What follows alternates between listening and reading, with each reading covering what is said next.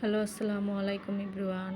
তো আজকে আমি কাঁঠাল বিচির ভর্তা বানাবো। কাঁঠাল বিচিটা আমি ফ্রোজেন করে রেখে দিয়েছিলাম, তো আজকে বের করে ভর্তা বানাবো। তো আমি পানি, তারপরে হচ্ছে বিচি আর লবণ, কাঁচামরিচ দিয়ে আমি ভালোভাবে এটাকে সিদ্ধ করে নিয়েছি।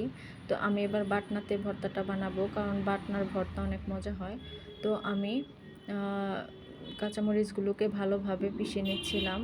একটু ভালোভাবে পিষে নিতে হবে। তারপরে আমি দিয়ে দিব পেঁয়াজগুলোকেও আমি একটু পিষে নিব, খুব একটা বেশি পিষবো না, কারণ একটু কামড় লাগলে দেখা গেছে যে একটু বেশি মজা লাগে। তো এখন আমি দিয়ে দিব কাঁঠালের বিচি। তো এগুলো সবগুলো আমি বাটনা দিয়ে থেতু করে নিচ্ছিলাম। তো সবগুলোকে আমি থেতু করার পরে হাতে মেখে নিব। তারপরে দিয়ে দিলাম সরিষার তেল। তো সরিষার তেল দিয়ে আমি ভালোভাবে একটু মেখে নিচ্ছি, ভালোভাবে মিশিয়ে নিব। তো আমি লবণ চেখে দেখছিলাম যে লবণ ঠিক আছে কিনা। তো সব কিছু পারফেক্ট ছিল। তো ভালোভাবে মিশিয়ে নিব আমি। এই ভর্তাটা আমার অনেক ভালো লাগে, আমার বাসার সবাই খুব পছন্দ করে।